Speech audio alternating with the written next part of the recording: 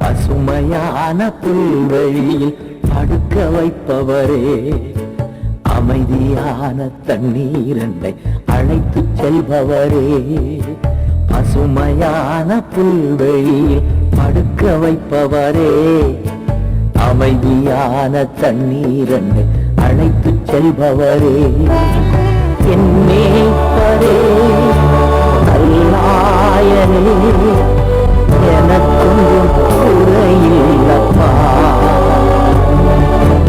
என் மேய்ப்பரே, நல்லாயனே, எனக்கொன்றும் குறையில்லப்பா. நோயில்லாத சுக வாழ்வு எனக்கு தந்தவரே, கரம் பிடித்து கடன் இல்லாமல் நடத்தி செல்பவரே.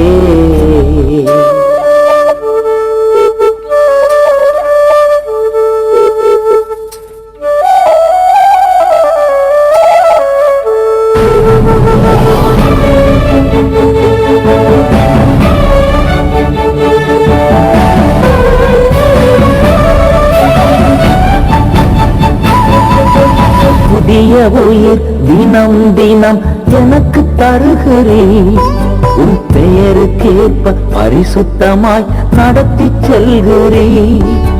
புதிய உயிர் தினம் தினம் எனக்கு தருகிறேன், உன் பெயருக்கேற்ப பரிசுத்தமாய் நடத்தி செல்கிறேன். என் மேய்ப்பரே, நல்லாயனே, எனக்கொன்றும் குறையில்லப்பா. என் மேய்ப்பரே, நல்லாயனே, எனக்கொன்றும் குறையில்லப்பா.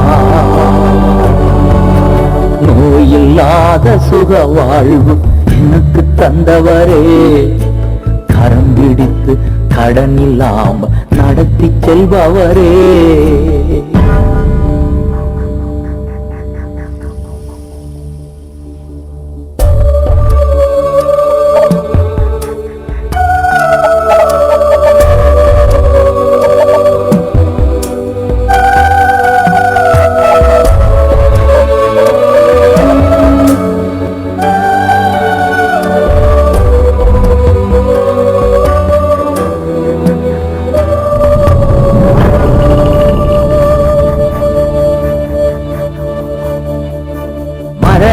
இருள் பள்ளத்தாக்கில் நடக்க நேர்ந்தாலும் அப்பா நீங்க இருப்பதால எனக்கு பயம் இல்ல.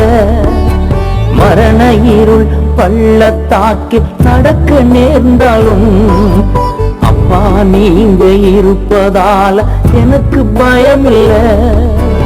என் மேய்ப்பரே, நல்லாயனே, எனக்கொன்றும் குறையில்லப்பா. என் மேய்ப்பரே, நல்லாயனே, எனக்கொன்றும் குறையில்லப்பா.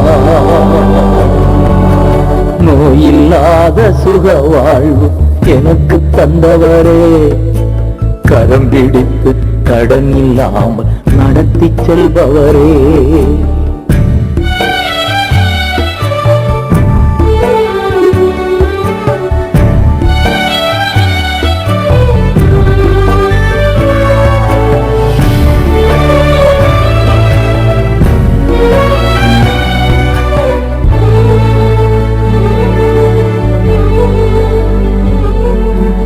ஜீவனுள்ள நாட்களெல்லாம் நன்மை தொடருமே, என் தேவன் வீட்டில் தினம் தினம் தங்கி மகிழ்வேனே.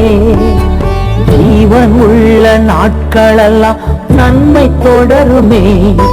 என் தேவன் வீட்டில் தினம் தினம் தங்கி மகிழ்வேனே.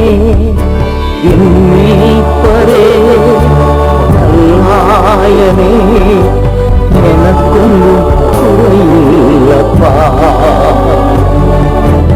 என் மீட்பரே நல்லாயனே, எனக்கொன்றும் குறையில்லப்பா. பசுமையான புல்வெளியில் படுக்க வைப்பவரே, அமைதியான தண்ணீரண்டை அழைத்து செல்பவரே, நோயில்லாத சுக வாழ்வு எனக்கு தந்தவரே, கரம் பிடித்து கடன் இல்லாமல் நடத்தி செல்பவரே.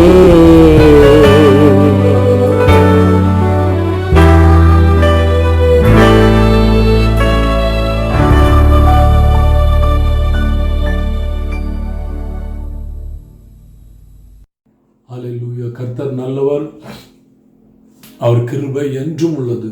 பசுமையான புல்வெளியில் படுக்க வைப்பவர் அவர், அமைதியான தண்ணீரண்டை அழைத்து செல்கிறவர் அவர், நம்முடைய நல் மேய்ப்பர், நம்முடைய நல் ஆயன்.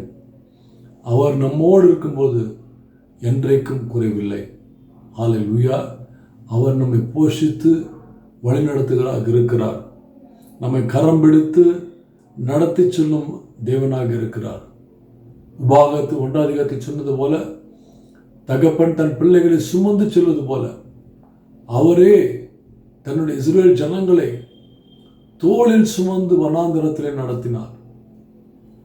இன்றைக்கும் நேற்றும் இன்றும் என்றும் மாறாதவராக இருக்கிறார். நாம் அவரையே நம்பியிருக்கும் பொழுது, நாம் அவரையே சார்ந்திருக்கும் பொழுது, நாம் அவரையே நோக்கி பார்க்கும் பொழுது இன்றைக்கும் நம்மை சுமத்தி நடத்துவார். இன்றைக்கும் நம்மை கடந்து செல்வார். இன்றைக்கும் நம்மை தாங்கி நடத்த வல்லவராக இருக்கிறார். அவர் புதிய உயிர் ஒவ்வொரு நாளும் நம்மை புதுப்பிக்கும் தேவனாக இருக்கிறார். ஒவ்வொரு நாளும் நம்மை போஷித்து நடத்தும் தேவனாக இருக்கிறார். அல்லேலூயா. மரண இருளில் பள்ளத்தாக்கில் நேர்ந்தாலும் தேவன் என்னை காத்துக்கொள்வார். அவருடைய கோலும் தடியும் நம்மை காத்துக்கொள்ளும். அவருடைய கோலும் தடியும் நம்மை ரட்சியும். ஜீவனுள்ள நாட்கள் எல்லாம், இம்மையிலும் சரி, ஜீவனுள்ள நாட்கள் எல்லாம் நன்மைகளும் கிருபைகளும் தொடரும் என்ற வாக்கு தத்துவம் நமக்கு கொடுத்திருக்கிறார். நம்முடைய தலைகளை எண்ணெயால் அபிஷேகம் செய்கிறார். நம்முடைய பாத்திரம் நிரம்பி வழிகிறது. உங்கள் பாத்திரம் இன்றைக்கு நிரம்பி வழிவதாக. அதுதான் பரிசுத்தாவின் அபிஷேகம். ஹல்லேலூயா. எல்லாம் முடிந்து நம்முடைய எதிரி, நமக்கு ஒரே ஒரு எதிரி சாத்தானானவன், அவனுக்கு முன்பாக நமக்கு ஒரு பெரிய பந்தியை ஆயத்தப்படுத்தி வைத்திருக்கிறார். அல்லேலூயா.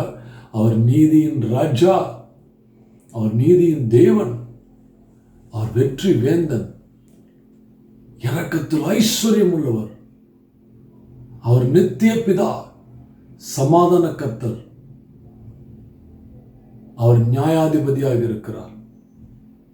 இன்றைக்கு அந்த பரத்திலிருந்து அந்த பரிசுத்த ஆவியை ஊற்றி நம் வாழ்க்கையை மாறும்படிக்காக, நம்மை முற்றிலும் மறுபாகும்படிக்காக இன்றைக்கு நாம் வேண்டிக் கொள்ள இந்த பாட்டை பாடினபடியே அருமையான இந்த பாடலை தேவன் நம்முடைய ஃபாதருக்கு கொடுத்து, ஃபாதர் பர்க்மன் அவர்களுக்கு கொடுத்து, இந்த பாடல் நிமித்தம் உங்களையும் என்னையும் இதை கேட்கிற அனைவரையும் ஆசீர்வதித்து பலப்படுத்துவதற்காக நன்றி. கர்த்தாவே, இப்படிப்பட்ட ஊழியக்காரர்களுக்காக நன்றி செலுத்துகிறோம். இப்படிப்பட்ட தாசருக்காக நன்றி செலுத்துகிறோம்.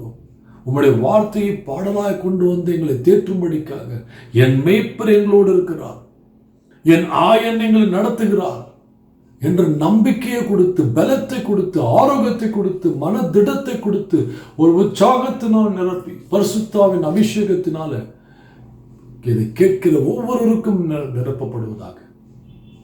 என் மேய்ப்பரே நல்லாயனே, எனக்கொன்றும் குறைவில்லப்பா. சொல்லுங்க, என் மேய்ப்பரே நல்லாயனே, எனக்கொன்றும் குறைவில்லை சுவாமி. எல்லா குறைவுகளையும் ஒப்பு கொடுக்கிறோம், பாவங்களை ஒப்பு கொடுக்கிறோம், எல்லாவற்றையும் ஒப்பு கொடுக்கிறோம். கொடுக்கிறோம், அக்கிரமங்களை ஒப்பு கொடுக்கிறோம், துர்மார்க்கமான காரியங்களை ஒப்பு கொடுக்கிறோம்.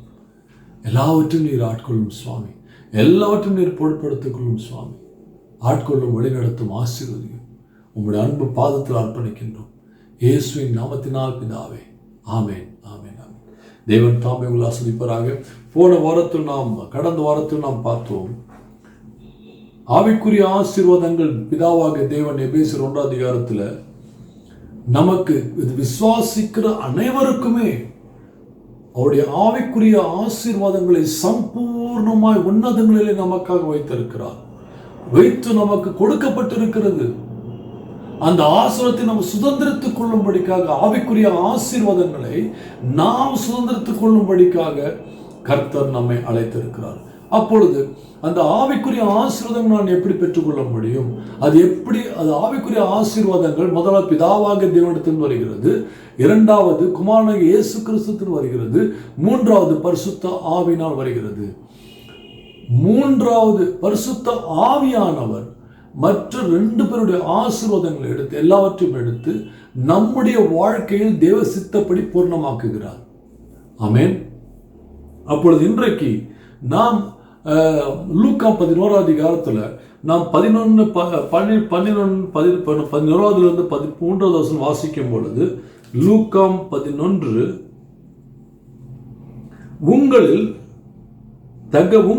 தகப்பனாய் இருக்கிற ஒருவனிடத்தில் மகன் அப்பம் கேட்டால் அவனுக்கு கல்லை கொடுப்பானோ? மீனை கேட்டால் மீனுக்கு பதிலாக பாம்பை கொடுப்பானோ? அல்லது முட்டையை கேட்டால் அவனுக்கு தேளை கொடுப்பானோ? பொல்லாதவர்களாகிய நீங்கள் உங்கள் பிள்ளைகளுக்கு நல்ல ஈவுகளை கொடுக்க அறிந்திருக்கும் போது, பரமபிதாவானவர் தம்மிடத்தில் வேண்டிக் கொள்கிறவர்களுக்கு பரிசுத்த ஆவியை கொடுப்பது அதிக நிச்சயம் அல்லவோ என்றார். அல்லேலூயா. அன்பு தகப்பனே, இன்றைக்கு ஆண்டவரே, இந்த உலகத்தினுடைய பெற்றோர்களாகவோ பிதாக்களாகவோ தகப்பன்மார்களாகவோ சகோதரர்களாகவோ நாங்கள் எங்களுடைய பிள்ளைகளுக்கு நல்ல ஈவை கொடுக்க தகப்பன் நாங்கள் நினைத்திருக்கும் பொழுது, தகப்பனே, அப்பத்தை கேட்டால் கல்லை யாராவது கொடுப்பானோ? மீனை கேட்டால் பாம்பை கொடுப்பானோ? முட்டையை கேட்டால் தேளை கொடுப்பானோ? எந்த தகப்பனும் கொடுக்க மாட்டார்கள் ஆண்டவரே. அற்பமான இந்த உலகத்தில் இருக்கிற தகப்பன்மார்களுக்கு, பெற்றோர்களுக்கு அப்படிப்பட்ட சிந்தை இருக்குமானால், சர்வத்தையும் படைத்த நீர், எல்லா மனிதனுக்கும் தேவனாகிய கர்த்தர் நீர் சொன்னீர், பரமபிதாவை நோக்கி நீங்கள் கேட்கும் பொழுது உங்களுக்கு பரிசுத்த ஆவியை அளவில்லாத தந்து கொடுப்பது அது அதிக நிச்சயம். அதை விட, அப்பத்தை விட, மீனை விட, முட்டையை விட அதிக நிச்சயமானது, என்றைக்கும் அழியாத ஒரு பொக்கிஷமானது பரிசுத்த ஆவியானவர். பரிசுத்த ஆவியானவரும் அபிஷேகம் நடத்துதலும். சுவாமி, இன்றைக்கு ஒப்பு கொடுக்கிறோம், அப்படியாகவே நிச்சயம். இதை கேட்கிற ஒவ்வொருவருக்கும் பரிசுத்தாவின் அபிஷேகத்தினால் நிரப்புங்க. நாங்கள் கேட்கிறதெல்லாம் உம்முடைய பரிசுத்தாவின் ஆவியான எங்களுக்குள் இருக்கும் பொழுது அநேக மாற்றங்கள் உண்டாகும். செழிக்க வையும் சுவாமி. பரிசுத்தாவின் வரும் பொழுது செழிப்பு உண்டாகும், மாற்றங்கள் உண்டாகும். தேவனுடைய நீதி விளங்கச் செய்யும், உம்முடைய நியாயத்தை நீர் விளங்கச் செய்வீர். நன்றி தகப்பன், நன்றி ஆண்டவர். ஒவ்வொருவரையும் ஆசீர்வதியும் இயேசுவின் நாமத்தினால் பிதாவே, ஆமென். அப்போ நாம் எப்படி பரிசுத்த ஆவியினுடைய ஆசீர்வாதங்களை பெற்றுக்கொள்வது? அப்ப இந்த வசனத்தின்படி நாம் பரிசுத்த ஆவியை கேட்போம், ஆனால் அதை விட அதிக நிச்சயமாய் நமக்கு தந்தருளுவார் என்ற நம்பிக்கை நமக்கு எதற்காக நமக்கு பரிசுத்த ஆவி தேவை? அநேக காரியங்கள் உண்டு, ஆனால் முக்கியமான சில காரியங்களை சொல்லி நாம் தியானித்து நம் வாழ்க்கை மாற வேண்டும் என்றால், என் வாழ்க்கையிலே ஒரு மாற்றங்கள் வர வேண்டும் என்றால், என் வாழ்க்கையிலே நான் செழிப்பு வர வேண்டும் என்றால், எனக்குள்ள இருக்கிற வனாந்தரமானது மாற வேண்டும் என்றால், எனக்குள்ள இருக்கிற அவாந்தரமான நிலைமை மாற வேண்டும் என்றால், எனக்குள்ள இருக்கிற பாழான ஒரு காரியங்கள் மாற வேண்டும் என்றால், எனக்குள்ள இருக்கிற முள் புதர்களும் இருக்கிற என்னுடைய வாழ்க்கையானது மாற வேண்டும் என்றால், நான் செழிக்க வேண்டும், எனக்கு தேவனுடைய நீதி எனக்குள்ள வேண்டும் என்றால், நான் செய்கிற வேலையில், என் குடும்பத்தில், என் வாழ்க்கையில், இன்றைக்கு என் உலகத்தில் நான் ஒரு ஜெயம் எடுக்கிற வாழ்க்கை எனக்கு வேண்டும் என்றால், எனக்கு ஒரே ஒன்றுதான், எனக்கு தேவையானது பரிசுத்த ஆவியானவர் மட்டுமே. ஆமென். ஏசாயா 32வது அதிகாரத்தை நீங்கள் தயவு செய்து நீங்கள் முழு அதிகாரத்தை நீங்கள் வாசித்து பாருங்கள். நீங்கள் வீட்டில் கவனமாய் வாசித்து பாருங்கள். எப்படி தேவன் நீதியின் ராஜாவாக இருக்கிறார். He is a king of righteousness. அவர் நீதியின் ராஜாவாக இருக்கிறார். அவர் நீதியை அறிந்த தேவனாக இருக்கிறார். அவர் நீதியை செய்யும் தேவனாக இருக்கிறார். அவர் என்றைக்கும் செய்யவராக இருக்கிறார். என்றால் அவர் நேற்றும் இன்றும் என்றும் மாறாதவர், என்றைக்கும் மாறாதவர். அன்றைக்கு மாறாத தேவன் இன்றைக்கும் மாற மாட்டார், என்றைக்கும் மாற மாட்டார். அல்லேலூயா. இந்த வாழ்க்கையில அவர் நம்முடைய வாழ்க்கையில நாம் மாறி இருக்கலாம். நம்முடைய எண்ணங்கள், நம்முடைய சுபாவங்கள், நம்முடைய நாளடைவில் நம்முடைய எல்லா காரியங்களும் மாறி இருக்கலாம். ஆனால் என்றைக்கும் மாறாதவர் ஒருவர் உண்டு. இந்த வார்த்தை என்றைக்கும் மாறாத வார்த்தைகள், எழுதப்பட்ட ஒவ்வொரு வார்த்தையும் என்றைக்கும் மாறாது, என்றைக்கும் அழியாது. அப்போ ஏசாயா 32 அதிகாரத்தில் வாசிக்கும் பொழுது இங்கு பார்க்கிறோம்,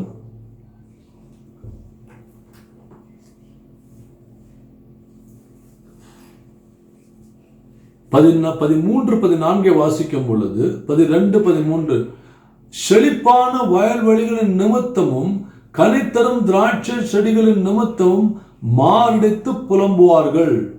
என் ஜனத்தினுடைய நிலத்திலும் களி கூர்ந்த நகரத்தில் உள்ள சந்தோஷமும் நிறைந்த எல்லா வீடுகளிலும் முட்செடியும் நெரிஞ்சிலும் முளைக்கும். நல்லா பாருங்க, என் ஜனத்தினுடைய நிலத்திலும் களி கூர்ந்த நகரத்தில் உள்ள சந்தோஷம் நிறைந்த எல்லா வீடுகளிலும் முட்செடியும் நெரிஞ்சிலும் முளைக்கும். அரமனை பாழாக விடப்படும், ஜனம் நிறைந்த நகரம் வெறுமையாகும், மேடும் துருக்கமும் என்றைக்கும் கெபில ஆகும். அவைகள் காட்டு கழுதைகள் கழிக்கும் இடமாகவும் மந்தைகளுக்கு மேய்ச்சும் இடமாகவும் இருக்கும். உன்னதத்திலிருந்து நம் மேல் ஆவி ஊற்றப்படும் மட்டும் அப்படியே இருக்கும். நல்ல உன்னதத்திலிருந்து நம்மேல் ஆவி ஊற்றப்படும் மட்டும் அப்படியே இருக்கும். அப்பொழுது வனாந்திரம் செழிப்பான வயல்வெளியாகவும் செழிப்பான வயல்வெளி காடாகவும் எண்ணப்படும். வனாந்திரத்திலே நியாயம் வாசமாயிருக்கும். செழிப்பான வயல்வெளியிலே நீதி தங்கியிருக்கும். நீதியின் கிரியை சமாதானமும் நீதியின் பலன் என்றுமுள்ள அமர்க்கையுமாயிருக்கும், சுகமாகும். என் ஜனம், நல்ல கவனிங்க, என் ஜனம் சமாதானமான தாவரங்களிலும் நிலையான வாசஸ்தலங்களிலும் அமைதியாய் தங்கும் இடங்களிலும் குடியிருக்கும். ஆனாலும் காடு அழிய கல்மழை பெய்யும், அந்த நகரம் மகா தாழ்வாய் தாழ்த்தப்படும். மாடுகளையும் கழுதைகளையும் நடத்தி கொண்டு போய் நீர்வளம் பொருந்திய இடங்களில் எல்லாம் விதைக்கிற நீங்கள் பாக்கியவான்கள். எப்போ பாக்கியவான்களாக மாறுகிறோம்? உன்னதத்திலிருந்து நம்மீது ஆவியானவரை ஊற்றப்படும் மட்டும் வனாந்தரமாக இருக்கும், பாழாக இருக்கும். உன்னதத்திலிருந்து நமக்கு ஆவி ஊற்றப்படாவிட்டால் நம்முடைய வாழ்க்கை வனாந்தரமாக இருக்கும். நம்முடைய வாழ்க்கை எப்படி இருக்குமா? முட்செடியும் நெரிஞ்சல்களாக இருக்கும், பாழாக கிடைக்கும், வெறுமையாய் போகும், மேடும் துருக்கமும் என்றைக்கும் கெபிலியாயிருக்கும். கெபிகளாக இருக்கும். அல்லேலூயா. அப்போ வீணான ஒரு வாழ்க்கை வனாந்தரமாய் இருக்கும், முள்செடியாய் இருக்கும், பாழாய் கிடக்கும். ஆனால் இந்த பாழாகவும் இந்த முட்செடியும் இந்த வனாந்தரத்தையும் மேடும் துருக்கமும் என்றைக்கும் கெபிகளாகும். இந்த இப்படிப்பட்ட சூழ்நிலைகள் எனக்குள்ள என் வாழ்க்கையிலே, என்னுடைய குடும்பத்திலே, என்னுடைய திருச்சபையிலே, ஊழியங்களிலே, வேலையிலே மாற வேண்டும் என்றால் உன்னதத்திலிருந்து தன் மேல் நம் மேல் ஆவி ஊற்றப்படும் மட்டும் அப்படியே இருக்கும். அப்போ உன்னதத்திலிருந்து ஆவி ஊற்றப்படும் பொழுது நான் தேவனுடைய நீதியை காண்பேன், நான் தேவனுடைய நியாயத்தை காண்பேன், தேவனுடைய சமாதானத்தை பெற்றுக்கொள்வேன், தேவனுடைய அமைதியை பெற்றுக்கொள்வேன், கர்த்தருடைய சுகத்தை பெற்றுக்கொள்வேன், கர்த்தருடைய ஆரோக்கியத்தை பெற்றுக்கொள்வேன். என் ஆடுகளும் என் கழுதைகளும் என்ன பண்ணும்? நல்ல புல் வழியில மேய்த்து கொண்டிருக்கும். நான் விதைக்கும் விதைகள் எல்லாம் அது என்ன பண்ணும்? நான் நீர்வளம் பொருந்திய இடங்களிலே விதைக்கிற நீங்கள் பாக்கியவான்கள். அப்ப எப்படி இருக்குமா? நீர்வளம் பொருந்திய நல்ல செவ்வையான ஒரு வழிகளை கர்த்தர் மாற்றுகிறார். உன்னதத்திலிருந்து நம்மேல் ஆவியானவர் ஊற்றப்படும் மட்டும் அப்படியே இருக்கும். நீங்க எசேக்கியேல் 37வது அதிகாரம், எசேக்கியேல் 37வது அதிகாரத்திலே அந்த உலர்ந்த எலும்புகளை குறித்து தேவன் பேசும் பொழுது எசேக்கியேல் 37வது அதிகாரம் நீங்க 9, 10, 11 வாசித்து பார்க்கலாம். எசேக்கியேல் 37வது அதிகாரம்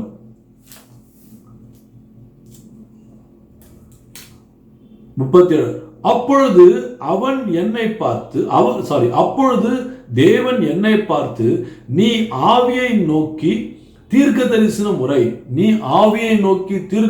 முறை, மனுபுத்திரனே நீ தீர்க்க தரிசனம் உரைத்து ஆவியை நோக்கி கர்த்தராகிய ஆண்டவர் உரைக்கிறது என்னவென்றால், ஆவியே நீ காற்று திசை நான்கிலும் இருந்து வந்து கொலையுண்ட இவர்கள் உயிரடையும்படிக்கு இவர்கள் மேல் ஊது என்று சொல் என்றார். எனக்கு கற்பிக்கப்பட்டபடி நான் தீர்க்க தரிசனம் உரைத்தேன். அப்பொழுது ஆவி அவர்களுக்குள்ளே பிரவேசித்து அவர்கள் உயிரடைந்து காலூன்றி மகா பெரிய சேனைகளாய் நின்றார்கள். அப்பொழுது அவர் என்னை நோக்கி, மனுபுத்திரனே, இந்த எலும்புகள் இஸ்ரவேல் வம்சத்தார் அனைவருமே, இதோ இவர்கள் எங்கள் எலும்புகள் உலர்ந்து போயிற்று, எங்கள் நம்பிக்கை அற்று போயிற்று, நாங்கள் அறுப்புண்டு போகிறோம் என்றார்கள். இங்க பாருங்க, இந்த முக்கியமான இது ஆவிக்குரிய விஷயம். இந்த ஆவிக்குரிய பார்க்கும் பொழுது அப்ப தேவன் இஸ்ரவேல் ஜனங்களை கூப்பிட்டு காண்பிக்கிறார். திரளான ஒரு பெரிய ஒரு சேனையாய் நிற்கிறார்கள். இன்றைக்கு நாமும் சரி, நாம் தனிப்பட்ட வாழ்க்கையில் இருக்கலாம், நம்முடைய குடும்பமாக இருக்கலாம், திருச்சபையாக இருக்கலாம், இல்லை நீங்கள் நானும் கரெக்டாக இருக்கலாம், இல்லை நம்ம நீதியா நடந்து கொள்ளலாம். ஆனால் நம்முடைய உடன் கிறிஸ்துவ சகோதரர்களையும் கிறிஸ்துவத்துடைய ஐக்கியத்தையும் கிறிஸ்துவர்களுடைய சமுதாயத்தையும் காணும் பொழுது எப்படி இருக்கிறது பார்த்தீங்கன்னா, என்ன சொல்றாரு? நம்பிக்கையற்று போயும் உலர்ந்த எலும்புகளைப் போலும் இருக்கிறது. உலர்ந்த எலும்புகளைப் போல இருக்கிறார்கள் என்று அறுப்புண்டு போகிறோம் என்கிறார்கள். நாங்கள் 3 காரியம்: 1 உலர்ந்த எலும்புகள், 2வது நம்பிக்கையற்று போனவர்கள், 3வது அறுப்புண்டு போகிறோம், அறுப்புண்டு போனப்பட்டவர்கள். அப்ப இந்த 3 காரியங்களையும் பார்க்கும் பொழுது அப்ப என்ன சொல்றாரு? இதெல்லாம் இருக்கும் பொழுது அவர் சொல்றாரு, தேவன் சொல்றாரு, மனுபுத்திரனே நீ தீர்க்க தரிசனம் முறை, ஆவியை கண்டு ஆவியினால தீர்க்க தரிசனம் முறை. அப்பொழுது ஆவியானவர் 4 திசைகளிலும் வந்து அந்த உலர்ந்த எலும்புகள் மீது, உலர்ந்து போன ஒரு வாழ்க்கை, வறண்ட வாழ்க்கை, பரிசுத்த இல்லாத ஒரு வாழ்க்கை, வறண்ட ஒரு வாழ்க்கை, பரிசுத்த ஆவி இல்லாத வாழ்க்கை, வறட்சியான ஒரு வாழ்க்கை. அப்ப இந்த வறட்சியான வாழ்க்கையிலே தேவன் என்னை செழிக்க வைக்க வேண்டும் என்றால், நான் ஒரு சேனையை போல ஜீவனாய் எழும்ப வேண்டும் என்றால், அப்ப ஆண்டவர் சொன்னாரு, நமக்கு என்ன தேவை? நமக்கு பரிசுத்த ஆவியானவர் தேவை. அப்ப பரிசுத்த ஆவியானவரை என்ன சொல்றாரு? இவர்கள் மீது ஊது என்றார், கட்டளையிட்டார். கட்டளையிடும் பொழுது ஆவியானவர் கட்டளையிடும்போது என்ன உண்டாகிறது? அவர்கள் உயிரடைந்து காலூன்றி மகா பெரிய சேனைகளாய் நின்றார்கள். முன்னாடி வந்து சேனையா நிக்கல, காஞ்சி போன மக்களா இருந்தாங்க. ஆனால் எப்பொழுது ஆவியானவர் அவங்க மீது தீர்க்க தரிசனமாய் சொல்லப்பட்ட வார்த்தையின்படி, தேவன் கொடுத்த வார்த்தையின்படியே இந்த தீர்க்க தரிசியானவர் ஆவியானவருக்கு சொன்னபடியே 4 திசையிலிருந்தும் ஒரு காற்றானது பரிசுத்த ஆவியானவர்கள் மீது ஊற்றப்பட்டு, அப்போ உயிரடைந்தார்கள், காலூன்றி நின்றார்கள், ஒரு சேனையாய் நின்றார்கள். சேனைக்குனா தகுதிப்படுத்த வேண்டும். They have to be qualified to be like the army of God. தகுதிப்படுத்த வேண்டும். இஸ்ரவேல் ஜனங்களை தேவன் அதற்காக பிரித்தெடுத்தார். உங்களையும் என்றையும் இயேசு கிறிஸ்து ரத்தத்தினால் பிரித்தெடுத்தது காரணமே அவருடைய சேனையாய் நாம் நிற்பதற்காக.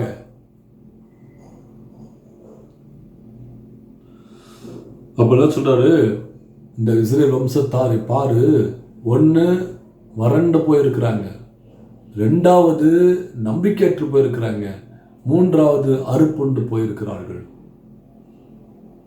இந்த சூழ்நிலை மாற வேண்டும் என்றால் பரிசுத்த ஆவியானவர் நம்மேல் ஊற்றப்பட வேண்டும். அல்லேலூயா. நாம் பரிசுத்த ஆவியானவர் நம்மேல் ஊற்றப்படும் பொழுது நம்முடைய வாழ்க்கை மாறும். எப்படி நம்ம ஏசாயா 32:15 சொன்னபடி உன்னதத்திலிருந்து நம் மீது ஆவியானவர் ஊற்றப்படும் மட்டும் அப்படியே இருக்கும். எப்படி இருக்கும்? வறட்சியான நிலைமையா இருக்கும், நம்பிக்கையற்று போய் இருக்கும், அறுப்புண்டு போயிருப்போம். ஆனால் பரிசுத்த ஆவியானவர் நம்ம மேல் ஊற்றப்படும் பொழுது நமக்கு வறட்சி கிடையாது, செழிப்பு உண்டாகும். என் ஆவியில ஒரு செழிப்பு உண்டாகும், என் ஆவியில ஒரு நம்பிக்கை உண்டாகும், எனக்குள்ள ஒரு உயிர்ப்பிக்கப்படும். 2வது என்ன உண்டாகும்? எனக்கு ஒரு நம்பிக்கை உண்டாகும். என் மேய்ப்பர் என்னோடு இருக்கிறார், என் மீட்பர் என்னோடு இருக்கிறார், என் நல் ஆயன் என்னோடு இருக்கிறார். அறுப்புண்டு நாம் போக மாட்டோம், நாம் ஜீவிப்போம். 4வது என்ன வேண்டும்? ஒரு பெரிய சேனையா எழும்புவோம். ஹல்லேலூயா. அதுக்கு முன்னாடி சேனை கிடையாது, அதுக்கு முன்னாடி வீணான வாழ்க்கை. எப்பொழுது ஆவியானவர் நமக்குள்ள வருகிறாரோ நாம் ஒரு சேனையாக எழும்புவோம். ஆமென். ஹல்லேலூயா. அதேதான் இங்க சங்கீதம் 32 சொல்றாரு, ஆவியானவர் வரும் பொழுது வரும் மட்டும் அப்படி வந்துட்டார் அப்படின்னு சொன்னாங்க. எனக்கு என்ன உண்டாகும்? வனாந்திரத்திலே அப்பொழுது வனாந்திரம் செழிப்பான வயல்வெளியாகும், செழிப்பான வயல்கள் காடாக எண்ணப்படும், வனாந்திரத்திலே நியாயம் வாசமாயிருக்கும். அதேதான் இங்க சொல்றாரு. இங்க இந்த உலர்ந்த எலும்புகளுக்கு சொல்றாரு. அப்ப ஆவியானவர் அந்த உலர்ந்த எலும்புகளுக்கு வரும் பொழுது, ஆவியான வறண்டு போன என் வாழ்க்கையில வரும் பொழுது, ஆவியான நம்பிக்கையற்ற என் வாழ்க்கையில வரும் பொழுது, ஆவியானவர் அறுப்புண்டு போன என் வாழ்க்கையில வரும் பொழுது என்ன செய்கிறாரா? அதை செழிப்பாக மாற்றுகிறார், காடாக மாற்றுகிறார். கர்த்தருடைய நியாயம் அங்கு தங்கியிருக்கும். கர்த்தருடைய நியாயம் எனக்குள்ள தங்கியிருக்கும். ஹல்லேலூயா. கர்த்தர் உண்மை உள்ளவர், கர்த்தர் உண்மை உள்ளவர். அன்பு சகோதர சகோதரிகளே, இதை எப்படி இன்னும் அதிகமாக கொஞ்சம் நம்ம புரிஞ்சுக்க வேண்டும் என்றால் நம் சங்கீதம் 107 திருப்பிக் கொள்ளுங்கள். சங்கீதம் 107 முடிஞ்சிட்டு திருப்பி நம்ம இந்த வசனங்களுக்கு வரலாம். சங்கீதம் 107 திருப்பும் பொழுது அங்கு பார்க்கிறோம். சங்கீதம் 107 எடுத்துக்கொள்ளும். கர்த்தர் நல்லவர், அவர் கர்த்தரை துதியுங்கள், அவர் நல்லவர், அவர் கிருபை என்றும் உள்ளது. கர்த்தரால் சத்துருவின் கைக்கு நீங்களாக்கி மீட்கப்பட்டு கிழக்கிலும் மேற்கிலும் வடக்கிலும் தெற்கிலும் உள்ள பல தேசங்களிலும் இருந்து சேர்க்கப்பட்டவர்கள் அப்படி சொல்ல கடவர்கள். நல்ல கவனிங்க, என்ன சொல்றாரு? கர்த்தரால் சத்துருவின் கைக்கு நீங்களாக்கப்பட்டு மீட்டு கொள்ளப்பட்டு, கர்த்தரால் சத்துருவின் கையிலிருந்து மீட்டு கொள்ளப்பட்டு நீக்கலாக்கப்பட்டு கிழக்கிலும் மேற்கிலும் வடக்கிலும் தெற்கிலும் பல தேசங்களிலும் இருந்து சேர்க்கப்பட்டவர்கள் அப்படி சொல்ல கடவர்கள். ஆமென். அப்படி சொல்ல கடவர்கள். இப்ப ஏன் இந்த மாதிரி ஆண்டவர் சொல்றாரு? இப்ப நல்ல ஞாபகம். லூக்கா 11 என்ன சொல்றாரு? நீங்க எதை கேட்டாலும், நீங்க எதை கேட்குறீங்களோ இல்லையோ, நீ அப்பத்தை கேட்குறியோ, நீ முட்டையை கேட்குறியோ, நீ மீனை கேட்குற, நீ எதை கேட்டாலும் சரி, எல்லாவற்றுக்கு மேல என்ன கேட்க சொல்றாரு? நீ பரிசுத்த ஆவியை கேளு. அப்போ அதிகமாய் தேவன் அதை செய்வார். அப்போ பரிசுத்தாவின் வரும்பொழுது எனக்கு உண்டாகும். பரிசுத்தாவின் இல்லாவிட்டால் என் வாழ்க்கை எப்படி வறட்சியாக இருக்கும், எப்படி முள்ளுள்ள வாழ்க்கையாக இருக்கும், எப்படி வறண்டு போன வாழ்க்கையாக இருக்கும், நம்பிக்கையற்ற வாழ்க்கையாக இருக்கும், அறுப்புண்டு போன வாழ்க்கையாக இருக்கும் என்று சொல்லி நாம் ஏசியா 32 அதிகாரத்தில் முக்கியமான அந்த உன்னத்திலிருந்து ஆவியான ஊற்றப்படும் வரையில் அப்படியே இருக்கும். ஊற்றப்படும் பொழுது கர்த்தரின் நியாயத்தையும் நீதியும் காண்போம். எசேக்கியேல் 37 வாசிக்கும் பொழுது அப்போ உலர்ந்த எலும்புகளை கண்டு அப்போ இதுக்கு ஜீவன் உண்டாகும் பொழுது அப்போ உலம்ப எலும்புகள் காலுண்டு நிற்கும் பொழுது திரளான சேனையாகி நிற்கிறார்கள். அப்படின்னா அப்போதான் உண்மையான ஜீவனை உண்டாயிருக்கு. இப்போ ஆவிக்குரிய காரியங்கள் அதே போல் நாம் வாழ்ந்து கொண்டிருக்கலாம், இந்த உலகத்தில் வாழ்ந்து கொண்டிருக்கலாம். ஆனால் பரிசுத்த ஆவியானவர் எனக்குள்ள இல்லாவிட்டால் எனக்கு ஒரு வறட்சியான ஒரு வாழ்க்கை, வறண்டு போன ஒரு வாழ்க்கையாக இருக்கும். அப்போ இது இருக்கும் பொழுது நான் சேனையாக நிற்பேன். அப்போ இங்கே சங்கீதம் 107 நாம் அதுதான் பார்க்க போகிறோம். 6 காரியங்களை பார்த்து நாம் அதன் பிறகு ஜெபிக்க போகிறோம். 4வது வசனத்திலிருந்து நாம் 9வது வசனம், 4-9 முதல் பகுதி, 4-9 வாசிக்கும் பொழுது பாருங்க, அவர்கள் தாபரிக்கும் ஊரை காணாமல் வனாந்தரத்திலே அவாந்தர வழியாய் பசியாகவும் தாகமாகவும் ஆத்துமா தொய்ந்ததாகவும் அலைந்து திரிந்தார்கள். தங்கள் ஆபத்திலே கர்த்தரை நோக்கி கூப்பிட்டார்கள். அப்பொழுது இக்கட்டிலிருந்து அவர்களை விடுவித்தார். தாபரிக்கும் ஊருக்கு போய் சேர அவர்களை செவ்வையான வழியிலே நடத்தினார். தவனமுள்ள ஆத்மாவை கர்த்தர் திருப்தியாக்கி பசியுள்ள ஆத்மாவை நம்பிக்கையினால் நிரப்புகிறார் என்று அவருடைய கிருபையின் நிமித்தமும் மனுபுத்திரருக்கு அவர் செய்கிற அதிசயங்கள் நிமித்தமும் அவரை துதிப்பார்களாக.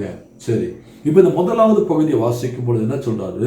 அவர்கள் பசியாகவும் அவங்க என்ன பண்ணாங்க? அவர்கள் வனாந்திரத்திலே வழி தவறி போய் அலைந்தார்கள். அநேகருக்கு பார்த்தீங்கன்னாக்க வனாந்திரத்தில் எகிப்திலிருந்து வனாந்திரத்துக்கு வந்த உடனே சில பேர்ல என்ன பண்ணாங்க? வனாந்திரத்தில் பிரிந்து போனார்கள். இப்போ பிரிந்து போன கும்பலை பற்றியே பார்க்கலாம். தேவனை அறிந்திருந்தும் அவங்க இஷ்டத்துக்கு நடக்கிறது. வாழ்க்கையில் என்னுடைய வாழ்க்கையில தன் இஷ்டத்துக்கு தன் போக்கின்படியே நடந்து போகிறது. ஆண்டவர் விட்டுருவாரு, போ உன்னுடைய இஷ்டப்படி என்ன பண்ண, நீ நடந்து போ, உன் வழியில நீ நடந்து போ. வனாந்திரத்தில் என்ன பண்ணாங்க? அவங்க தன் இஷ்டப்படியே தன் வழிகளிலே போனார்கள். என்ன நம்பிக்கை? நான் எப்படியாவது என்ன பண்ண, ஒரு புது பட்டணத்துக்கு போய் சேர்ந்துருவேன், நான் இங்கே போய் சேர்ந்துருவேன், அங்கே போய் சேர்ந்துருவேன், எனக்கு அது கிடைக்கும் இது கிடைக்கும் என்று அநேக திட்டங்களை வகுத்து அவங்க என்ன பண்ணாங்க? அவங்க தனியாக தன்னுடைய வழிகளே, தேவனை விட்டு தன்னுடைய வழிகளே அவர்கள் சென்றார்கள். இருந்த சாப்பாடு முட்டை காலி, எல்லாம் காலியாச்சு. இப்போ என்னாச்சு? வனாந்திரத்திலே தத்தளிப்பு கொண்டிருக்கிறார்கள். தேவன் இஸ்ரவேலை காணும் தேவனாக இருக்கிறார். ஹல்லேலூயா. வெயிட் பண்றார் ஆண்டவர். நீ எவ்வளவு தூரம் போற சாமி, நீ போ. நீ வனாந்திரத்தில் நீ என்ன பண்ண, நீ வழி தப்பி நீயே ஒரு வழியை தேடி நான் ஒரு பட்டணத்துக்கு போய் சேருவேன்னு சொல்லி நீ என்ன பண்ண, நீயா முடிவெடுத்து போகிற, நீ போ. ஆண்டு விட்டுட்டாரு. அப்ப போயிட்டாங்க. போயிட்டு என்ன பண்ண, அவங்க வாழ்க்கை தோய்ந்து போயிட்டு வேதம் கூறுகிறது. பசி பட்டினி அது மட்டும் இல்ல, வாழ்க்கை தோய்ந்து போயிற்று. தோய்ந்து போன ஒரு வாழ்க்கைக்கு கடைசியில் என்ன பண்ணாங்க? அவங்க தோய்ந்து போகும் பொழுது அப்ப என்ன அர்த்தம்? நீங்க போற வழியில இவங்க போற வழியில போயிட்டு கடைசியில் அந்த வழிகள் என்ன வாய்க்க செய்யவில்லை. அந்த வழிகள் வாய்க்காமல் போதது நிமித்தம், அந்த வழியில் அவர்களுக்கு சேர வேண்டிய இடம் சேராமல் போதது நிமித்தம், அந்த அவங்களுக்கு பசி தாகம் தீர்க்காத நிமித்தம் என்ன ஆச்சு? அவங்களுக்கு வாழ்க்கை தோய்ந்து போயிற்று. இன்றைக்கும் அநேகர் நம்முடைய வாழ்க்கையில நம்ம அப்படிதான் இருக்கிறோம். நம்முடைய வழிகளை போக வேண்டியது, நம்முடைய சுயமான வழியில போக வேண்டியது. கேட்டாக்க ஆண்டவர் நம்மோடு இருக்கிறாரு, நான் போய் சேர்ந்துருவேன். நம்ம சேர முடியாது சுவாமி, நம்ம சேர முடியாது சகோதரர்களே. இங்கு பார்க்கிற வேதத்தை பார்க்கும் பொழுது அவர்கள் அப்பொழுது அந்த தோய்ந்து போன சூழ்நிலையிலே தேவனை நோக்கி அவர்கள் அழுது மன்றாடினார்கள். தேவன் அவர்களை எல்லா இக்கட்டிலிருந்து விடுதலை ஆக்கி அவர்கள் எந்த இடத்துக்கு போய் சேர வேண்டுமோ, கர்த்தர் இவர்கள் எந்த இடத்துக்கு போய் சேர வேண்டுமோ அந்த இடத்திலே தேவன் அவர்களை கொண்டு சேர்த்தார். ஹல்லேலூயா. தேவன் அவர்களை கொண்டு சேர்த்தார். அது மட்டும் இல்ல, அவருடைய பசியை தீர்த்தார். அதான் கர்த்தருடைய நியாயம், அதான் கர்த்தருடைய நீதி. அவர் தாகத்தை தீர்த்தார். எவ்வளவு உண்மையுள்ள தேவன்! ஹல்லேலூயா! அவர் உண்மையுள்ள தேவன், நீதி உள்ள தேவன், நியாயம் உள்ள தேவனாக இருக்கிறார். எப்பொழுது அவர் தன் பரிசுத்த ஆவியை அனுப்பி, எப்பொழுது இவர்கள் கர்த்தரிடத்தில் மன்றாடினார்களோ, கர்த்தரிடத்தில் அழுதார்களோ, அழுது புலம்பி மன்றாடி தன் வாழ்க்கையை ஒப்பு கொடுத்து, ஆண்டவரே இந்த இக்கட்டினை காத்தருளும், எங்களை மன்னியும் சொல்லி அழுது புலம்பும் பொழுது, அவள் ஒப்பு கொடுக்கும் பொழுது தேவன் இறங்கி வந்து இந்த ஜனங்களுக்கு என்ன பண்ணாரு? வனாந்தரத்தில் வழி தப்பி போனவர்களை அவர்கள் போய் சேரும்படிக்காக நல்ல ஒரு பட்டணத்தை தேவன் கொடுத்தார். அவளை திருப்தியாக்கினார், பரிசியை திருப்தியாக்கினார், அவருடைய தாகத்தை தீர்த்தார், அவர்களை அவங்க செழிக்க செய்தார். இரண்டாவது கூட்டம், இரண்டாவது பாவம், தேவனுடைய வார்த்தைகளுக்கு விரோதமாய் கலங்கம் பண்ணி உன்னதமானவருடைய ஆலோசனை அசட்டை பண்ணினவர்கள் அந்தகாரத்திலும் மரண இருளிலும் வைக்கப்பட்டிருந்த ஒடுக்கி கிடத்திலும் இரும்பிலும் கட்டுண்டு கிடந்தார்கள். அவருடைய இருதயத்தில் அவர் வருத்தத்தால் தாழ்த்தினார். சகாயம் இல்லாமல் விழுந்து போனார்கள். இங்க பாருங்க, இரண்டாவது பாவம் என்ன? பாவம் என்னவென்றால், தேவனுடைய வார்த்தைக்கு கீழ்ப்படியாமல் உன்னதமானவருடைய ஆலோசனைக்கு என்ன பண்ணாங்க? அவர்கள் ஆலோசனை அசட்டை பண்ணினார்கள். இது கர்த்தருடைய வார்த்தைக்கு விரோதமாய் நின்றார்கள். கர்த்தருடைய வார்த்தைக்கு விரோதமாய் நிற்கும் பொழுது, தேவனுடைய ஆலோசனை அசட்டை பண்ணும் பொழுது, இன்றைக்கு நிறைய பேருக்கு கர்த்தருடைய ஆலோசனை சொன்னாக்க அவங்களுக்கு வேண்டாம். ஏன்னாக்க கர்த்தருடைய ஆலோசனையில் அது கர்த்தருடைய ஆலோசனை கண்டித்து உணர்த்தும், என் பாவத்தை குறித்து கண்டித்து உணர்த்தும், தேவனின் நீதியின் குறித்து வெளிப்படுத்தும், அப்புறம் என்ன சீர்படுத்தும். என்ன, அநேக மக்களுக்கு சீர்படுத்தப்பட வேண்டாம், கண்டித்து உணர்த்தப்பட வேண்டாம். அப்படியே சொல்லுங்க, இப்படியே எடுத்துக்கணும், இப்படியே பண்ணணும், ஆண்டதான் அற்புதம் செய்யலாம் பாருங்க. அப்படி நடக்காது. அப்ப என்ன உண்டு? அப்ப கட்டுக்கள் உண்டு, இருள் சூழ்ந்திருக்கும், சங்கிலிகளால் கட்டப்பட்டு சிறையிருப்பு உண்டாகும், நம்பிக்கையற்று போன சூழ்நிலை உண்டாக்கப்படும், உதவியற்ற ஒரு சூழ்நிலை உண்டாக்கப்படும். 4 காரியம் உண்டாகும். ஒன்று, இருள் சூழ்ந்துரும், கட்டுக்கள் போடப்படும், சங்கிலிகளால் சிறையறுக்கப்படும், நம்பிக்கையற்ற சூழ்நிலை உண்டாகும், உதவியற்ற ஒரு காரியம் உண்டாகும். இந்த 5 காரியங்கள் அந்த இஸ்ரவேல் ஜனங்களுக்கு ஒரு பகுதியில் நடந்தது. ஏனென்றால் அவர்கள் கர்த்தருடைய வழிகளை வெறுத்து தேவனுடைய ஆலோசனை அசட்டை பண்ணினார்கள். அப்போ நல்ல உதவியற்ற சூழ்நிலையில போயிட்டு ஒடுக்கப்படும் பொழுது அநேக சமயத்தில் அந்த நினைச்சாங்க, என்னால எல்லாம் முடிஞ்சிடும் ஐயா, எனக்கு நான் ஒன்றும் கவலை என்னால எல்லாம் செய்ய முடியும். நெவர். கர்த்தருடைய ஆலோசனை அசட்டை பண்ணக்கூடாது. கர்த்தருடைய வழிகளை எதிர்த்து நிற்கக்கூடாது. அசட்டை பண்ணுவோமானால் அது வேதனைக்கு உண்டாகும், இருள் சூழ்ந்துரும், சங்கிலால் கட்டப்படுவோம், நம்பிக்கையற்று போவோம், உதவியற்ற சூழ்நிலை நிற்போம் நாம். ஆனால் அந்த சமயத்திலும் பாருங்க, தேவன் அந்த அவர்களுடைய இருதயத்தை அவர் வருத்தத்தால் தாழ்த்தினார்கள். சகாயர் இல்லாமல் விழுந்து போனார்கள். தங்கள் ஆபத்திலே கர்த்தரை நோக்கி கூப்பிட்டார்கள். ஹல்லேலூயா! அவங்க ஆபத்திலே கர்த்தரை நோக்கி விண்ணப்பம் செய்தார்கள். தேவனை நோக்கி அழுது மன்றாடினார்கள், மனம் திருந்தினார்கள். என நொறுக்கப்படும் பொழுது, சகாயம் இல்லாத சூழ்நிலை இருக்கும் பொழுது, அவர் துக்கிக்கும் பொழுது, தாழ்த்தப்படும் பொழுது, ஒடுக்கப்படும் பொழுது என்ன உண்டாகுது? அப்போதான் தேவனை நோக்கி அவர்கள் கட்டுகளிலும் அந்த இருள் அவர்களை அழுத்தும் பொழுது, சவுல் ராஜா பார்த்தீங்கன்னாக்க எப்போ தேவனுக்கு விரோதமாக பாவம் செய்தாரோ, தேவன் அசுத்த ஆவியை அனுப்பி அவரை தாழ்த்தினார், அவரை ஒடுக்கினார், அவர் மீது இருள் சூழ்ந்தது, நம்பிக்கையற்று போனார். தேவன் உண்மையுள்ளவர், அவர் நீதி உள்ளவர். அப்பொழுது இவர்கள் மனம் திருந்தும் பொழுது என்ன உண்டாகிறது பாருங்க. அந்த அந்த அந்தகாரத்திலும் மரண இருளிலும் இருந்து அவர்களை வெளிப்பட பண்ணி அவர்கள் கட்டுக்கள் அறுத்தார். கர்த்தர் வெண்கல கதவுகளை உடைத்து இரும்பு தாழ்பாக்களை முறித்திருந்து அவருடைய கிருபை நிமித்தம் மனுபுத்திரருக்கு அவர் செய்கிற அதிசயங்களின் நிமித்தம் அவரை துதிப்பார்களாக. ஹல்லேலூயா, ஹல்லேலூயா. கர்த்தரை துதிங்க, கர்த்தரை துதிங்க, கர்த்தரை துதிங்க. நாம் அவரை நோக்கி உண்மையாய் நோக்கி பார்க்கும் பொழுது அவரது கர்த்தர் வெண்கல கதவுகளை உடைத்து இரும்பு தாழ்பாக்களை முறித்தெறிந்து அந்த காரணத்தின் மரண இருளிலிருந்து என்னை விடுதலையாக்கி என்ன எல்லா கட்டுகளையும் அறுத்து என்னை விடுதலையாக்கி என்னை என்ன பண்றாரு? ஹல்லேலூயா, என்னை காத்துக் கொள்கிறார். அவரை அப்படி செய்தவர்கள் அந்த கிருபை நிமித்தம் அவரை துதிப்பார்களாக. துதிங்க அவரை. அடுத்தது பார்த்தீங்கன்னாக்க மூன்றாவது காரியத்தை பார்க்கும் பொழுது 17வது வசனம். மூன்றாவது காரியம், நீர் முடார் தங்கள் பாதகமார்க்காத்திலும்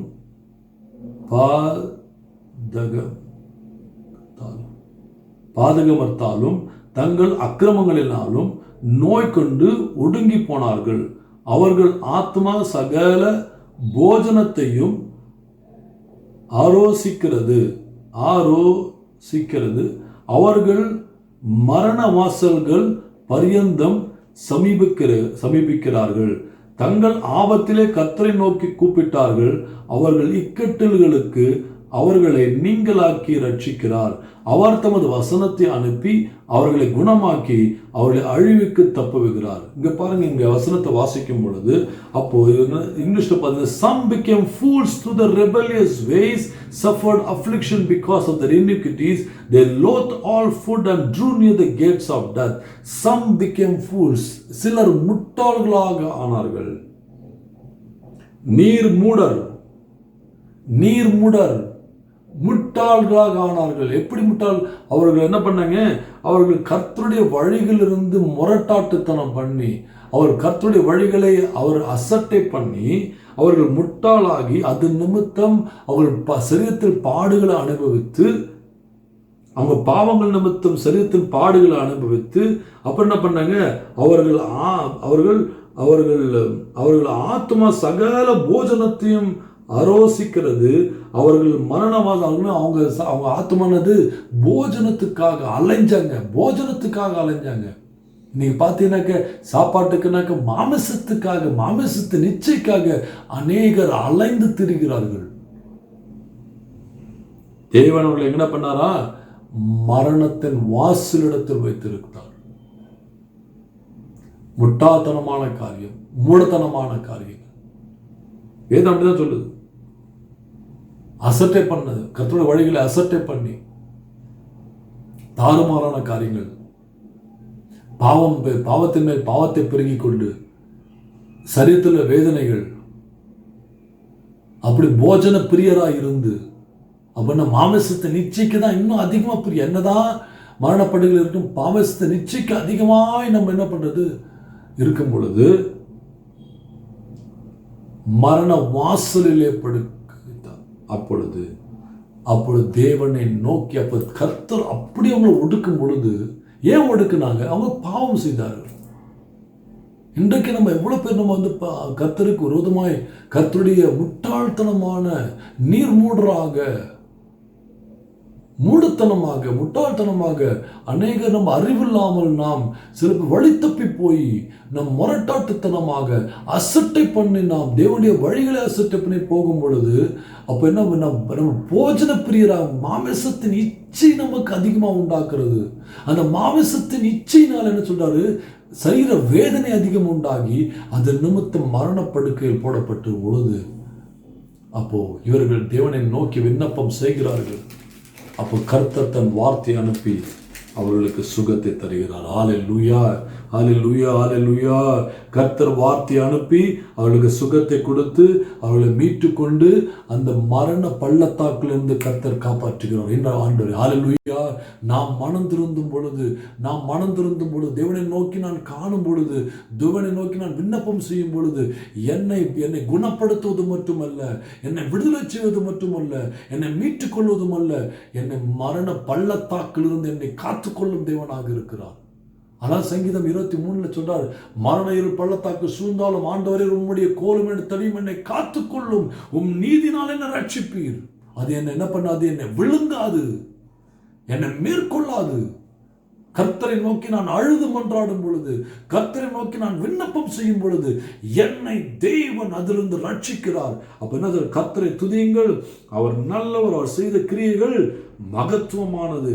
அப்பொழுது நீங்கள் கர்த்தருக்குண்டான தகன பலியும் காணிக்கைகளை செலுத்தும் பொழுது அது சந்தோஷமாக ஏற்றுக்கொள்ளப்படும்.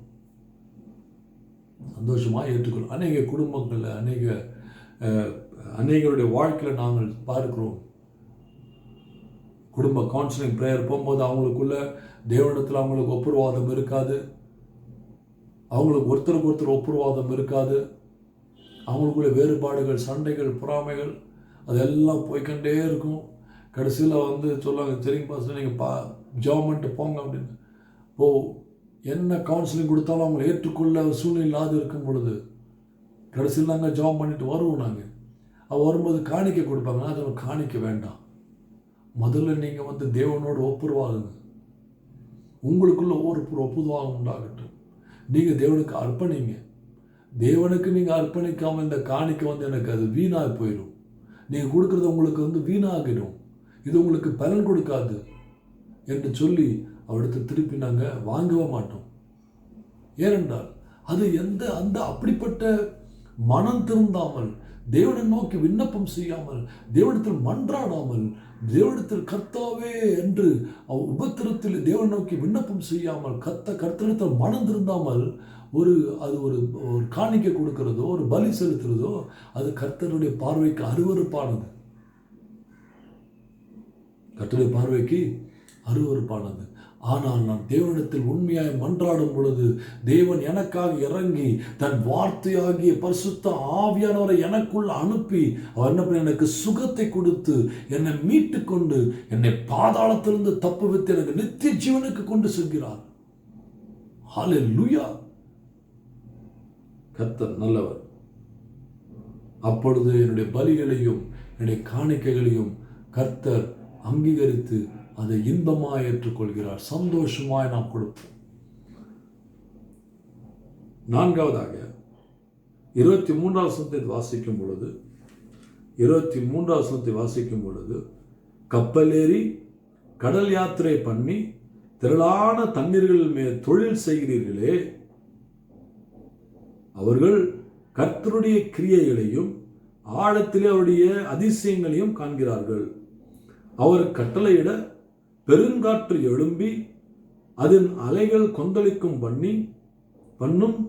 அவர்கள் ஆகாயத்திலே ஏறி ஆழங்களில் இறங்குகிறார்கள். அவர்கள் ஆத்துமா கிளிசேத்தினால் கரைந்து போகிறது. வெறித்தவனைப் போல் அலைந்து தடுமாறுகிறார்கள். அவர்களுடைய ஞானமெல்லாம் மூழ்கி போகிறது. அப்பொழுது தங்கள் ஆபத்திலே அவர்கள் கர்த்தரை நோக்கி கூப்பிடுகிறார்கள். கர்த்தர் இக்கட்டுகளுக்கு அவர்களை நீங்களாக்கி விடுவிக்கிறார். கொந்தளிப்பை அமர்த்துகிறார். அதன் அலைகள் அடங்குகின்றன. அமைதல் உண்டானதன் நிமித்தம் அவர்கள் சந்தோஷப்படுகிறார்கள். தாங்கள் நாடின துறைமுகத்தில் அவர்களுக்கு கொண்டு வந்து சேர்க்கிறார். அவர் கர்த்தரை அவருடைய கிருபையின் நிமித்தம் மனுபுத்திரருக்கு அவர் செய்கிற அதிசயங்களை நிமித்தம் துதித்து. அதை பாருங்க. அப்ப இங்க என்ன செய்யறாருங்க? கடல் மேல துறைத்தனங்கள், ஊழியங்கள். அப்போ நம்முடைய பிஸ்னஸா இருக்கலாம், தொழிலா இருக்கலாம், வேலையாக இருக்கலாம், கையின் பிரயாசமாக இருக்கலாம். அப்போ இந்த கையின் பிரயாசத்தை நம்ம யாரை நம்பி நம்ம இந்த கையின் பிரயாசத்தை செய்கிறோம்? யாரை முன்வைத்து செய்கிறோம்? நமக்கு ஒரு நம்பிக்கை, என் கையின் பிரயாசங்களை ஆஸ்வதிக்கும் என் தேவன். இன்றைக்கு அநேகருடைய வாழ்க்கையில தத்தளிப்பு. எவ்வளவுதான் கையின் பிரயாசம் செய்யட்டும், எவ்வளவுதான் வேலை செய்யட்டும், எவ்வளவுதான் கம்பெனியில் போய் வேலை செய்யட்டும், எவ்வளவுதான் சம்பாதிக்கட்டும், என்ன கையின் பிரயாசங்களை தத்தளிக்க செய்கிறார். இல்லை நம்ம சேர்த்து வைக்கலாம், எவ்வளவுதான் சேர்த்து வச்சோம். இங்க என்ன சொல்லுது, அவருடைய தன் சுயத்தை நம்பினார்கள், தன்னுடைய கைகளை நம்பினார்கள், தங்களுடைய திறமைகளை நம்பினார்கள், தங்களுடைய தாளந்துகளை நம்பினார்கள், தங்களுடைய செழிப்பை நம்பினார்கள். தேவன் என்ன பண்ணாரு, ஒரு பெரிய அலையை கொண்டு வந்தார். வானத்திலிருந்து கீழே வரலும் அந்த ஆழ்கடல் மட்டும் சுனாமி வந்தது பாருங்க. சுனாமி வந்து எவ்வளோ பேர் அடிச்சுட்டு போச்சு, எவ்வளோ அழிவுகள் உண்டாயிற்று. அப்போ அந்த அளவுக்கு ஒரு கொந்தளிக்கும் கடலை காற்றை கொண்டு வந்து, சூறாவளி காற்றை கொண்டு வந்து ஒரு கடல் கொந்தளிக்கும் பொழுது அந்த கப்பலும் சரி, அதில் இருக்க படகு கப்பல் இருக்கிற எல்லா துறைகளும் சரி, எல்லாத்தையும் ஒரு அலைச்சலாக்கி அசைவாடப்பட்டு அவங்களுக்கு என்ன பண்ணாங்க, அவங்க வந்து அவருடைய வாழ்க்கை, அவருடைய கரேஜ், அவங்களுடைய தைரியம் எல்லாம் இழந்து போய் உருகி போன நிலைமையிலே இருக்கும் பொழுது, அப்போ என்னுடைய சுயம், என்னுடைய நம்பிக்கை, நான் கர்த்தரை முன்வைக்காமல், தாவீது சங்கீதம் 14 சொல்றாரு, நான் எக்காலத்திலும் என் தேவனை முன்வைத்திருக்கிறேன், அவர் என் வலபரத்துக்கு இருப்பதனால எதுவும் என்னை அசைக்கப்படுவதில்லை. நம்ம யாரை முன்வைத்திருக்கிறோம்? நம்முடைய வழிகளில் யாரை முன்வைத்திருக்கிறோம்? நம்முடைய வாழ்க்கையில் யாரை முன்வைத்திருக்கிறோம்? என்னுடைய வேலையில யாரை முன்வைத்திருக்கேன்? என் பிசினஸ்ல யாரை முன்வைத்திருக்கிறேன்? என் வலது பக்கத்தில் யார் இருக்கிறார்? நான் செய்வது நான் யாரை மகிமைப்படுத்துவதற்காக செய்கிறேன்? இன்னைக்கு அநேக பிசினஸ் பண்றாங்க, ஆனா அந்த பிசினஸ் வந்து செழிப்பில். ஏன் தெரியுமா? அநேக முக்கியமான கிறிஸ்துவர்கள் இருக்கட்டும், ஏன் செழிப்பில் அப்படின்னு சொன்னாங்க, தேவனை முன்வைத்து செய்யவில்லை. அதனால தான் அலைகள் கொந்தளிக்கிறது, கடல் கொந்தளிப்பு போல கொந்தளிக்கிறது. இங்கு பார்க்கிறோம் அந்த சூழ்நிலை, அவர் இருதயங்கள் கரைந்து போயிற்று. இன்றைக்கு பிசினஸ்ல எவ்வளோ லாஸ். வேலை செய்யறாங்க, வேலையில எந்த ஒரு லாபம் கிடைக்கல, ஓடி ஓடி வேலை பண்றாங்க, மாங்கு வேலை பண்றாங்க, கை கட்டினது வாய் கட்ட மாட்டேங்குது. நஷ்டங்கள் மட்டும் இல்லை, கடன் மேல கடன், பாரம் மேல பாரம், இருதயங்கள் கரைந்து போயிட்டு, நம்பிக்கை கரைந்து போயிட்டு. எவ்வளவு பேருக்கு நம்பிக்கை கரைஞ்சு போயிருக்கிறது? எவ்வளவு பேருக்கு இன்றைக்கு வந்து அப்படி கடன் மேல கடன், நம்பிக்கை கரைந்து போன ஒரு சூழ்நிலை, நம்பிக்கையற்று போன சூழ்நிலை, தைரியம் எல்லாம் கரைந்து போயிற்று. அதே போலதான் இந்த வசனம் கூறுகிறது. அப்பொழுது தேவனை நோக்கி மன்றாடினார்கள். தேவனை நோக்கி கர்த்தாவே என்று சொல்லி தங்கள் பாரங்களை கர்த்தரிடத்தில் கொண்டு வந்து தேவன் நோக்கி மன்றாடும் பொழுது வேதம் கூறுகிறது, தேவன் அந்த அலைகளை ஓயச் செய்தார், அந்த கொந்தளிக்கும் கடலை ஓயச் செய்தார். ஒரே ஒரு வார்த்தை. மார்க் 4 வாசிக்கிறோம், நம்ம கடைசி பகுதியில் வாசிக்கும் பொழுது, அப்போ சீஷர்கள் எல்லாம் படகுல இருக்கிறாங்க. இயேசு சுவாமி அவர்கள் தூங்கி கொண்டு இருக்கும் பொழுது, உறங்கிக்கிட்டு இருக்கும் பொழுது, அப்போ நித்திரையில் இருக்கும் பொழுது என்ன பண்ணாங்க, ஒரு பெரிய கொந்தளிப்பு உண்டாகிறது. ஒரு கடல்ல ஒரு அலைச்சல் உண்டாக்கி, இறைச்சல் உண்டாக்கி அந்த படகை அடித்து அந்த படகு கவிழ்கின்ற சூழ்நிலையில் இருக்கும் பொழுது அவர் தேவனை எழுப்புகிறார். எழுப்பும் பொழுது அவர் பார்த்து சொன்னார், அந்த கடல் அமைதியாயிரு, அமைதியாயிரு, அமைதியாயிரு என்று ஒரு வார்த்தை. அதே தான் சங்கீதம் 107 நம்ம பார்க்க 29, 20, 30 வாசிக்கும் பொழுது பார்க்கும் பொழுது என்ன பண்றாரு, அந்த கொந்தளிக்கும் கடலை ஒரு வார்த்தையினாலே அமைதியாக்கினார். அல்லேலூயா, அல்லேலூயா. அது மட்டுமல்ல, இவர்கள் கடக்க வேண்டிய பாதையை அவர்கள் நிறைவேற்றி கொடுத்தார். இதான் கர்த்தருடைய நீதி, இதான் கர்த்தருடைய நியாயம். கர்த்தர் என்னுடைய வாழ்க்கையில் இல்லாவிட்டால், கர்த்தர் நான் செய்கிற வியாபாரத்திலோ, நான் செய்கிற தொழிலோ, நான் செய்கிற வேலையிலையோ, நான் செய்கிற எல்லாவற்றிலும் என் தேவன் இல்லாவிட்டால், நான் அநியாயம் செஞ்சுட்டு ஆண்டவர் என்னை காத்துக்கொள்வார், ஆண்டவர் தான் என்னை சொன்னார்னா அதில் பொய் சொல்லிட்டு நம்ம பொய் சொல்லக்கூடாது.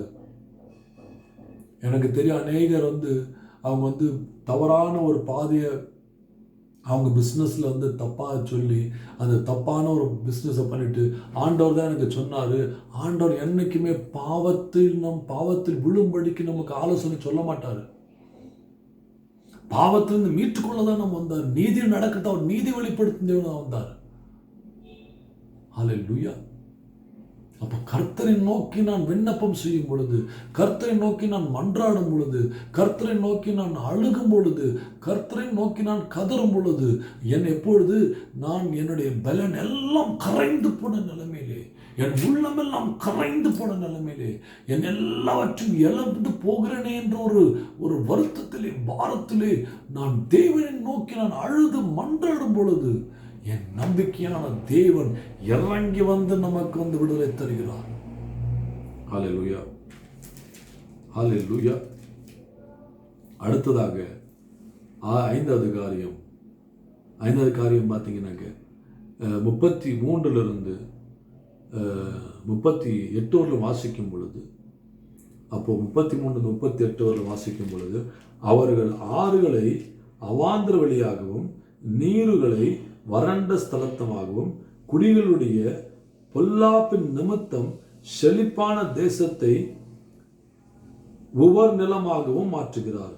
அவர் அவாந்திர வெளியை தன்னிரண்டையாகவும் வறண்ட நிலத்தை நீருற்றளவும் மாற்றி பசித்தவர்களை அங்கே குடியிருக்கிறார்.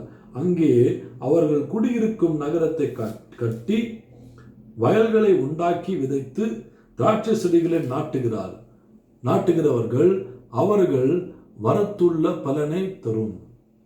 பாருங்க, இங்க முதல்ல என்ன செய்யறாரு, நல்லா செழித்து இருக்கிறாங்க, நல்ல எல்லா செழிப்பும் இருக்குது, ஆனா கர்த்தருடைய பயமே கிடையாது.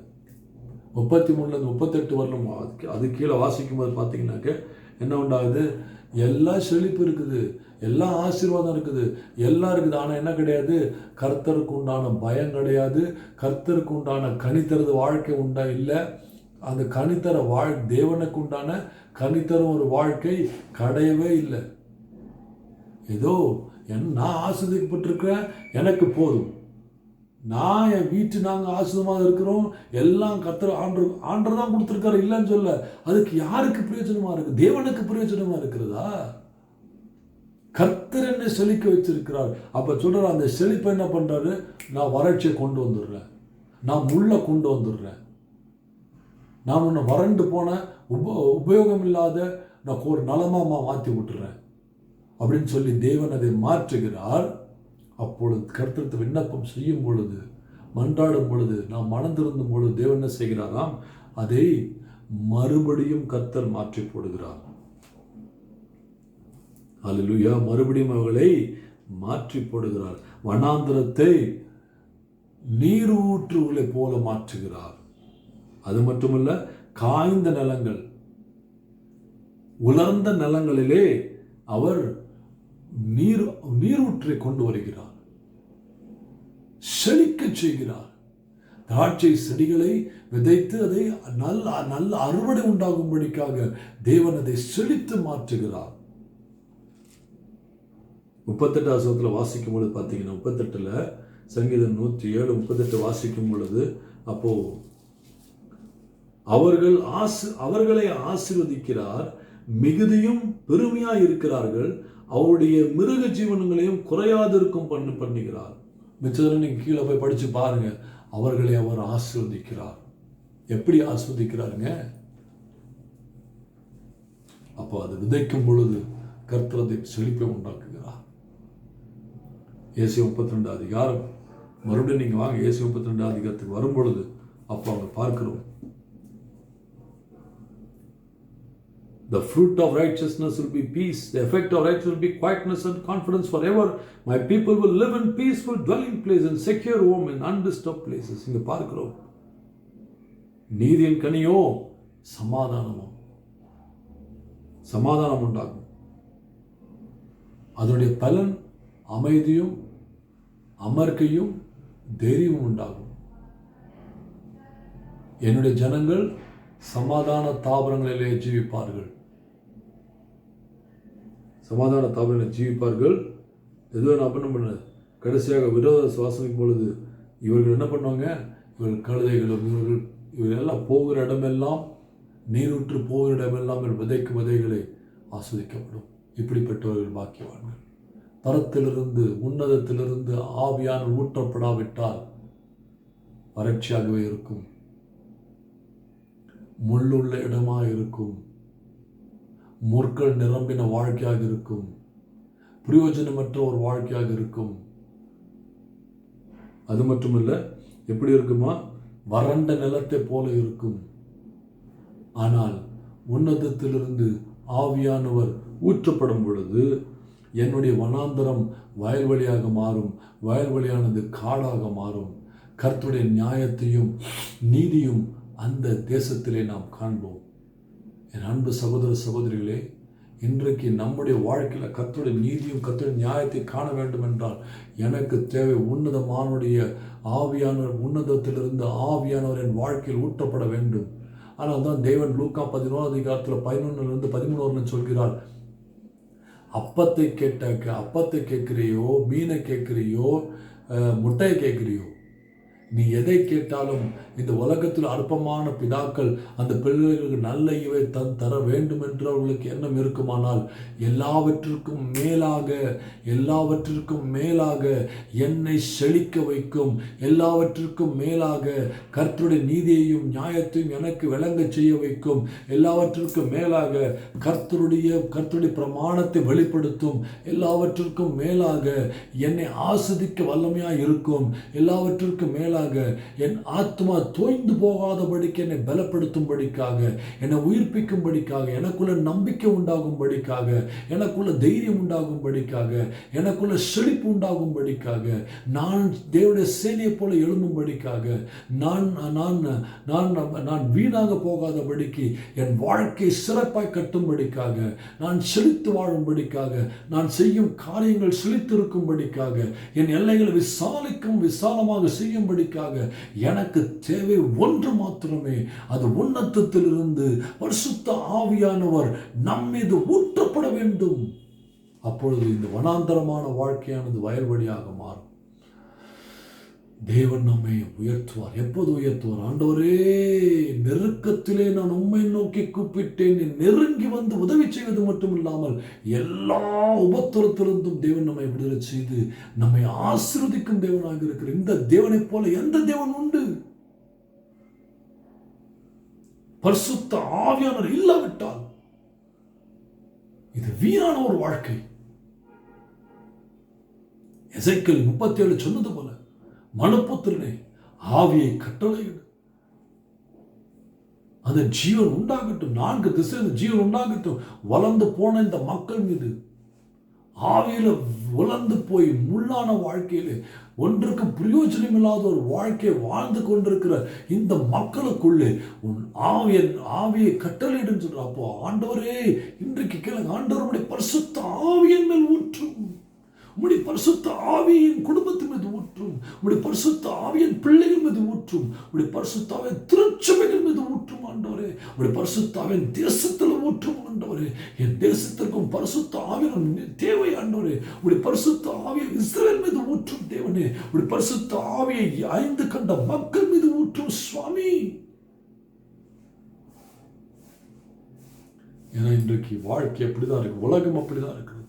நம்பிக்கையற்ற ஒரு உலகம், வறட்சியான ஒரு உலகம். இந்த உலகத்திலே நீங்களும் நானும் தப்பிப்பதற்கு, நாம் செழித்திருக்க வேண்டும் என்றால், என்னை கட்டுவதற்கு பரிசுத்த ஆவியானவர் ஒருத்தர் மட்டுமே தேவை. கர்த்தர் நல்லவர், அவர் கிருபை என்றும் உள்ளது. மீட்கப்பட்டவர்கள் சொல்வார்களாக, நீங்கள் மீட்கப்பட்டவர்களாக இருந்து சொல்லுங்க, கர்த்தர் நல்லவர், அவர் கிருபை என்றும் உள்ளது. தேவன் நல்லவர், அவர் கிருபை என்றும் உள்ளது. ராஜன் நல்லவர், கிருபை என்றும் உள்ளது. ஜெபிக்கலாம்.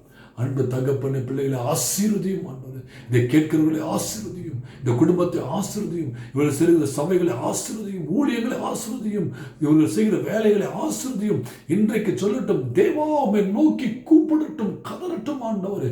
எல்லா பாடுகளிலிருந்து இவர்களை விடுதலையாக்கி சங்கீதம் 107 சொன்னதபடியே, ஐசியா 32 அதிகாரத்தில் சொன்னதபடியே, இசைக்கு 37 அதிகாரத்தில் 9, 10 பேர் சொன்னபடியே ஆண்டவரே தகப்பனே, எல்லாவற்றிற்கும் மேலாக லூக்கா 11 அதிகாரத்தில் சொன்னபடியே, பிதாவாக தேவனை நோக்கி விண்ணப்பம் செய்யுங்கள், அப்பொழுது உமக்கு அதிகமாக பரிசுத்தாவை கொடுப்பது அதி நிச்சயம் என்று சொன்னீர்.